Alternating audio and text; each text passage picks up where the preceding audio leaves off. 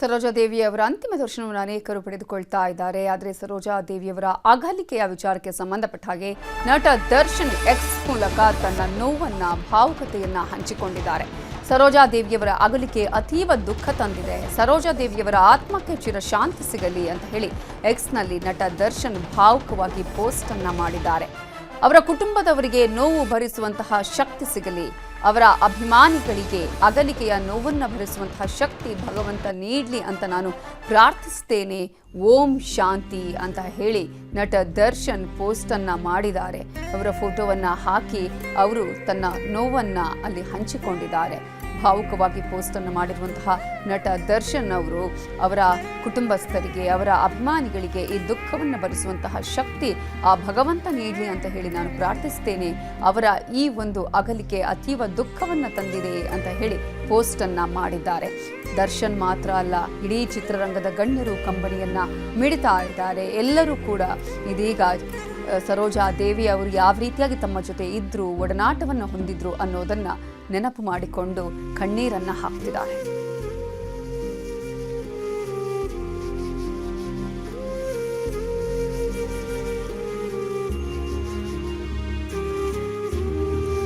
Doctor B Sarojadevi ಅವರ ಅಂತಿಮ ದರ್ಶನದ ವ್ಯವಸ್ಥೆಯನ್ನ ಮಾಡಲಾಗಿದೆ. ಅವರ ನಿವಾಸದಲ್ಲಿ ಅಂತಿಮ ದರ್ಶನವನ್ನು ಅನೇಕ ಗಣ್ಯರು ಪಡೆದುಕೊಳ್ತಾ ಇದ್ದಾರೆ. ಅವರ ಅಂತಿಮ ದರ್ಶನವನ್ನು ಪಡೆದುಕೊಂಡ ಬಳಿಕ, ನಮನವನ್ನು ಸಲ್ಲಿಸಿದ ಬಳಿಕ ಗಣ್ಯರು ಮಾತನಾಡಿದ್ದಾರೆ. ಯಾರ್ಯಾರು ಏನೇನು ಹೇಳಿದ್ದಾರೆ, ತಮ್ಮ ಒಡನಾಟವನ್ನು ಹೇಗೆ ನೆನಪಿಸಿಕೊಂಡ್ರು ನೋಡೋಣ. ಎಲ್ಲ ಭಾಷೆಗಳ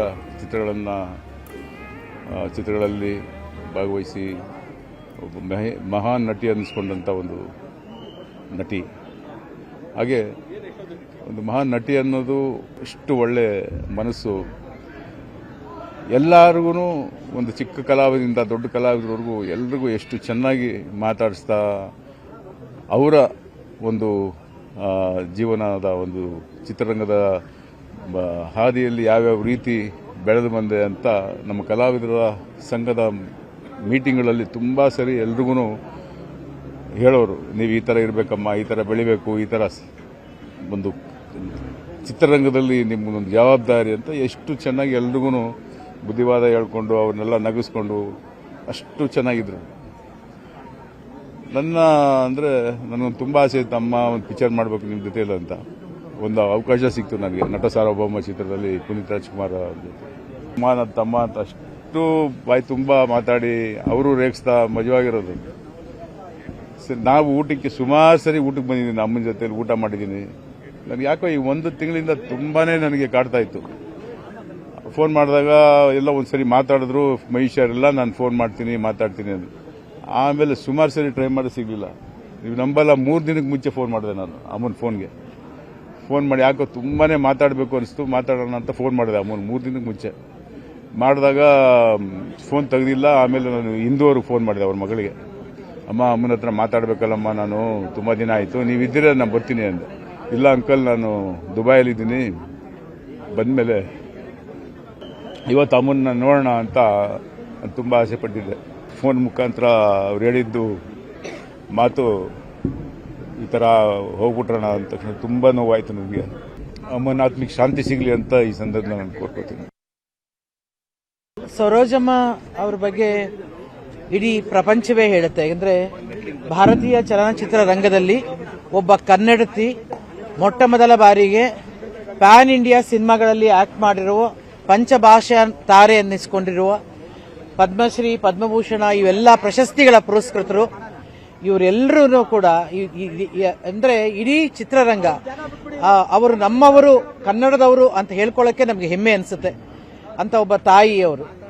ಅಫ್ಕೋರ್ಸ್ ನನ್ನ ಅವರ ಒಡನಾಟ ಒಬ್ಬ ತಾಯಿ ಮಗಳ ಹಾಗೆ. ಪ್ರತಿ ಸಾರಿ ಏನೇ ಆದರೂ ಕೂಡ ಮೊದಲು ಫೋನ್ ಬರ್ತಾ ಇದ್ದಿದ್ದೆ ಸರೋಜಮ್ಮ ಅವ್ರ ಫೋನ್. ಮೊನ್ನೆವರೆಗೂ ಕೂಡ ಅವರ ಮಗಳು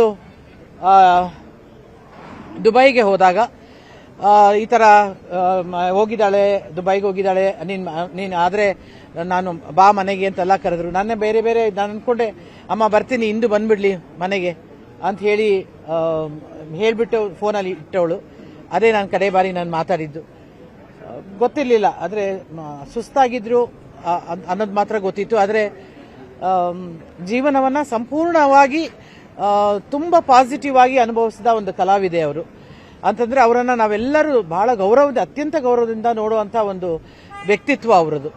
ಅದು ಯಾವುದೇ ಒಂದು ಅವ್ರ ಬಗ್ಗೆ ನಾನು ಯಾವುದೋ ಒಂದು ನೆಗೆಟಿವ್ ಕೇಳಿದ್ದೇ ಇಲ್ಲ. ಆ ಥರದ ಒಂದು ವ್ಯಕ್ತಿತ್ವವನ್ನು ಬೆಳೆಸಿಕೊಂಡಂಥ ಅಥವಾ ಒಂದು ಹೀರೋ ಸಮಾನರಾದ ಯಾರಾದರೂ ಒಂದು ಇದ್ರೆ ಒಂದು ಗಂಡಸಿಗೆ ಸಮಾನರಾಗಿ ಬದುಕದಂಥ ಕಲಾವಿದೆ ಅವರು. ಇವತ್ತು ನಮ್ಮನ್ನು ದೈಹಿಕವಾಗಿ ಮಾತ್ರ ಅವರು ಹೋಗಿದ್ದಾರೆ, ಆದರೆ ನಮ್ಮ ಜೊತೆ ಯಾವಾಗಲೂ ಇದ್ದೇ ಇರ್ತಾರೆ, ನಮ್ಗೆ ಆಶೀರ್ವಾದ ಮಾಡೇ ಮಾಡ್ತಾರೆ ಅನ್ನೋ ನಂಬಿಕೆ ನಮ್ಮೆಲ್ಲರದು. ಕೊನೆ ಉಸಿರು ಇರೋವರೆಗೂ ನನ್ನ ಕೈಲಿ ಮರಕ್ಕೆ ಸಾಧ್ಯನೇ ಇಲ್ಲ. ತುಂಬ ವಿಶೇಷವಾದಂಥ ಕ್ಷಣ ನಾನು ನಿಮ್ಗೆ ಹೇಳಬೇಕು ಅಂತಂದರೆ, ನಾನು ಯಾವುದೋ ಒಂದು ನನ್ನ ಸಿನಿಮಾದ ಪ್ರಮೋಷನ್ಗೆ ಅಂತ ಯಾವುದೋ ಒಂದು TV ಚಾನಲ್ನಲ್ಲಿ ಲೈವ್ ಕೂತಿರ್ತೀನಿ. ಲೈವ್ ಕೂತಿದ್ರೆ ಈ ಮೇರು ಕಲಾವಿದೆ ಆ ಚಾನಲ್ ಲೈವ್ ಕಾರ್ಯಕ್ರಮದಲ್ಲಿ ಕೆಳಗಡೆ ಕೊಟ್ಟಂತ ನಂಬರ್ನ ಫೈಂಡ್ ಔಟ್ ಮಾಡಿ ಅವ್ರ ಮನೆಯಿಂದ ನನಗೆ ಕಾಲ್ ಮಾಡ್ತಾರೆ. ಅದು ಲೈವ್ ಅಂತ ಕೂಡ ಅವರು ಹಿಂಜರಿಕೆ ತಗೊಳ್ದೆ ಲೈವಲ್ಲಿ ಹೇಳ್ತಾರೆ, ನೀನು ತುಂಬ ಚೆನ್ನಾಗಿ ಆ್ಯಕ್ಟ್ ಮಾಡಿದ್ಯಾ, ನೀ ತುಂಬ ಒಳ್ಳೆಯ ಕಲಾವಿದೆ, ಇನ್ನೂ ಹೆಚ್ಚೆಚ್ಚು ಸಿನಿಮಾಗಳು ನೀನು ಮಾಡಬೇಕು, ಈ ಸಿನಿಮಾದಲ್ಲಿ ತುಂಬ ಚೆನ್ನಾಗಿ ಆ್ಯಕ್ಟ್ ಮಾಡಿದ್ಯಾ, ಇವಾಗಲೂ ನೀನು ತುಂಬ ಚೆನ್ನಾಗಿ ಕಾಣ್ತಾ ಇದೆಯಾ. ಅಂದರೆ ಮೇರು ನಟಿ ಮಾತ್ರ ಅಲ್ಲ, ಮೇರು ವ್ಯಕ್ತಿತ್ವ ಅಂತ ಹಲವಾರು ಬಾರಿ ಅವರು ನನಗೆ ತೋರಿಸ್ಕೊಟ್ಟಿದ್ದಾರೆ. ತುಂಬ ಆತ್ಮೀಯವಾಗಿ ಮನೆ ಕರೆಯೋರು, ಕಲಾವಿದರ ಮೇಲೆ ತುಂಬ ಪ್ರೀತಿ. ಅಮ್ಮನಿಗೆ ನನ್ನ ಅಮ್ಮಂದನ್ನ ಕಂಡ್ರೆ ಅವ್ರಿಗೆ ವಿಶೇಷವಾದ ಪ್ರೀತಿ. ಯಾವಾಗಲಾದರೂ ಮನೇಲಿ ತುಂಬ ಬೋರ್ ಆಗಿದ್ದಾಗ ಫೋನ್ ಮಾಡೋರು ನನಗೆ, ಬಾರೋ ಮಗಳೇ ತುಂಬ ದಿನ ಆಯಿತು ನೀನು ನೋಡಿ, ನೀವು ಒಬ್ಬಳೇ ಬರಬೇಡ, ಅಮ್ಮಂದ್ರೂ ಕರ್ಕೊಂಡು ಬಾ ಅನ್ನೋರು. ನಮ್ಮ ಅಮ್ಮ ಬಂದಾಗ ಅವರು ಮಾತಾಡ್ತಾ ಇದ್ದಿದ್ದು ಏನೂ ಅಲ್ಲ, ರಂಗಭೂಮಿ ಕತೆಗಳು. ರಾಜ್ಕುಮಾರ್ ಅಪ್ಪಾಜಿಯವರು ರಂಗಭೂಮಿಯಲ್ಲಿದ್ದಾಗ ದೇವಿ ಅವರದು. ಮೇಡಮ್ ಅವರು ನಾವು ಒಂದೇ ಏರಿಯಾ ಆಗಿರೋದ್ರಿಂದ, ಅಕ್ಕಪಕ್ಕ ರಸ್ತೆ ಆಗಿರೋದ್ರಿಂದ ಒಂಥರ ತಾಯಿ ಥರ ಅವರು ನನಗೆ. ಅವ್ರಿಗೆ ಯಾವಾಗಾದರೂ ನೋಡಬೇಕು ಅಂತ ನಮ್ಮ ಪಿಎಗಳಿಗೆ ಹೇಳಿ ಕರೆಸಿ ಅವ್ರು ನಾನು ಕರೆದಿ ಪಾಪ ದೋಸೆ ಎಲ್ಲ ಮಾಡಿ ತಿನ್ಸೋರು ನನಗೆ. ನನಗೂ ಭಾಳ ಅವ್ರ ಜೊತೆ ಮಾತಾಡೋದು ಒಂದು ಭಾಳ ದೊಡ್ಡ ಸಂತೋಷ. ಸೊ ಹಾಗಾಗಿ ನಾವು ಒಂದು ಭಾಳ ಮಧುರವಾದ ಸಮಯಗಳನ್ನ ಅವ್ರ ಜೊತೆ ನಾನು ಕಳೆದಿದ್ದೀನಿ. ಇಷ್ಟೇ ಲಾಟ್ ಆಫ್ ಸ್ಟೋರೀಸ್ ಎಲ್ಲ ಸಿನಿಮಾ ಬಗ್ಗೆ ಅವ್ರು ಬಂದು ದಾರಿ ಫೋನ್ ಮಾಡಿ ಭಾಳ ಅಪ್ರಿಷಿಯೇಟ್ ಮಾಡೋವಂಥದ್ದು ಅಂತ ಒಂದು ದೊಡ್ಡ ಹೆಂಗಸು ಅವರು. ಗ್ರಾಮೀಣ ಭಾಗದಿಂದ ಬಂದು ಇವತ್ತು ಇಡೀ ಭಾರತದಲ್ಲಿ ಎಲ್ಲ ಸೂಪರ್ ಸ್ಟಾರ್ಸ್ಗಳ ಜೊತೆ ಆ್ಯಕ್ಟ್ ಮಾಡಿದಂಥವ್ರು. ಅದು ವಿಶೇಷವಾಗಿ MGR ಮತ್ತು ಅವರ ಪೇರು ಮತ್ತು ಇಲ್ಲಿ ರಾಜ್ಕುಮಾರ್ ಮತ್ತು ಅವರ ಪೇರು ಅವಿಸ್ಮರಣೀಯ. ಅಂಥ ಅದ್ಭುತವಾದಂಥ ನಟಿ ಅವರು. ತುಂಬ ಜೀವನ ನಡೆಸಿದ್ದಾರೆ. ಅನನ್ಯವಾದಂಥ ಶಿವನ ಭಕ್ತಿ ಆಕೆ. ಅವರು ನನಗೆ ಕರೆದು ಒಂದು ದಿನ ಕೇಳಿದ್ದೇನು ಅಂದರೆ, ನೋಡಪ್ಪ ನಮ್ಮ ಮನೆ ಮುಂದೆ ತಾವರೆ ಗಿಡ ಎಲ್ಲ ಒಣಗೋಗ್ಬಿಟ್ಟಿದೆ, ಎಲ್ಲರೂ ಅರೇಂಜ್ ಮಾಡಿ ಅಂದರೆ ಪಾಪ ಈ ಮಂಜು ನಮ್ಮ ಇವನೇ ಅವ್ರ ಊರಿಂದ ತೊಗೊಂಬಂದು ಅದೆಲ್ಲ ಇನ್ಸ್ಟಾಲ್ ಮಾಡ್ದಾಗಲ್ಲ ಪಾಪ ಅವ್ರಿಗೆ ಆ ತಾವರೆ ಹೂವು ಶಿವ ಅದು ಅಷ್ಟಿಷ್ಟ. ನೋಡಿ ಅದು ಕಾಕ್ತಾಳೇನೋ ಏನೋ ಇವತ್ತು ಸೋಮವಾರ ಪ್ರಶಾಂತವಾದಂಥ ಒಂದು ನಿರ್ಗಮನ ಅವರಿಂದ ಆಯಿತು. ನನ್ನ ಪ್ರಕಾರ ಭಾಳ ಶ್ರೇಷ್ಠವಾದ ತಲೆಗಳು ಇವರೆಲ್ಲ. ದೊಡ್ಡ ಲಾಸ್ ಅಷ್ಟೆ. ಆಮೇಲೆ ನಾನೆಲ್ಲರೂ ಸ್ವಲ್ಪ ಟಯರ್ಡ್ ಆಗಿದ್ದೀನಿ ಅಂತ ಏನೋ ಅನಿಸ್ಬಿಟ್ರೆ, ಶಿವಾಜಿ ಗಣೇಶನೆಲ್ಲ ಸರೋಜಾ ರೆಸ್ಟ್ ತಗೋ, ಒಂದು 10 ನಿಮಿಷ ಪರವಾಗಿಲ್ಲ ರೆಸ್ಟ್ ತಗೋ, ಆಮೇಲೆ ಮಾಡೋ ನೀನು ಆ್ಯಕ್ಟಿಂಗ್ ಎಲ್ಲ ಅಂತ ಹೇಳಿ ಅಷ್ಟು ಕೋಪ್ರೇಟ್ ಮಾಡೋರಂತೆ ಒಬ್ಬೊಬ್ಬರು ಆರ್ಟಿಸ್ಟು. ಅವ್ರನ್ನ ಏನೋ ಒಂದು ರೀತಿ ಅವ್ರ ಮನೆ ಮಗಳ ಥರ.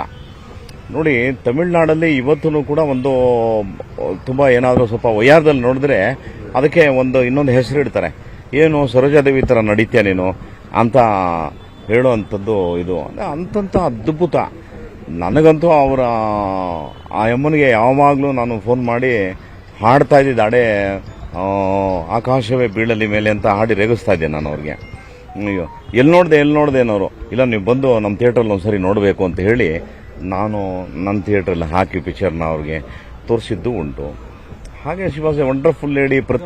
ಈಗ ನಿರ್ಧಾರ ಮಾಡ್ತಿದ್ದಾರೆ ಅವ್ರದ್ದು ಇಲ್ಲಿ ಕೊಡಿಗೆಹಳ್ಳಿ ಹತ್ರ ಮಾಡಬೇಕು ಅಂತ. ಅದು ಅಪಾರ್ಟ್ಮೆಂಟ್ ಎಲ್ಲ ಇದಾವೆ ಪಕ್ಕದಲ್ಲಿ. ಕಡೆಗಳಿಗೆಲ್ಲ ಯಾರೋ ತೊಂದರೆ ಕೊಟ್ಬಿಟ್ರೆ ಎನ್ಕ್ವೈರಿ ಮಾಡಿ ಅಂತ ಹೇಳಿದ್ದೀನಿ.